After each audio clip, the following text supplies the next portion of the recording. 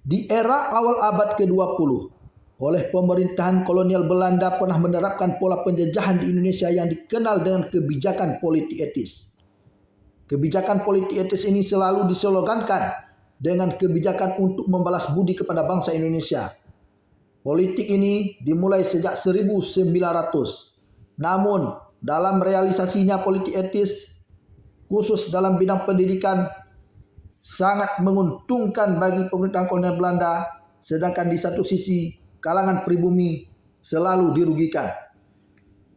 Di antaranya kuatnya dualisme yang ditandai dengan adanya perbedaan yang tajam antara pendidikan untuk keturunan Eropa dan golongan pribumi. Pemerintah kolonial Belanda menjamin kedudukan yang menguntungkan bagi anak-anak keturunan mereka. Sebaliknya, membatasi kesempatan belajar bagi masyarakat pribumi dengan menjaga agar anak-anak keturunan Belanda selalu lebih maju daripada anak-anak pribumi. Begitu juga dalam pelaksanaan pendidikan, di mana ditandai kuatnya konkordansi. Dalam hal ini, pendidikan di Indonesia disesuaikan dengan pendidikan yang ada di negeri Belanda. Sistem ini tidak membantu agar masyarakat pribumi mendapatkan pendidikan yang lebih tinggi dan pengetahuan yang seluas-luasnya. Karena kurikulum pendidikan ditekankan untuk keperluan Belanda, seperti penguasaan bahasa Belanda dan sejumlah pengetahuan lain mengenai negeri Belanda itu sendiri.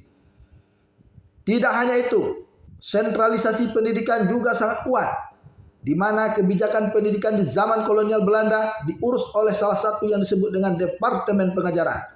Departemen ini mengatur segala sesuatu mengenai pendidikan dan perwakilannya yang ada di negeri Belanda, sehingga segala masalah pendidikan diputuskan oleh pegawai Belanda saja tanpa berkoordinasi dengan masyarakat pribumi.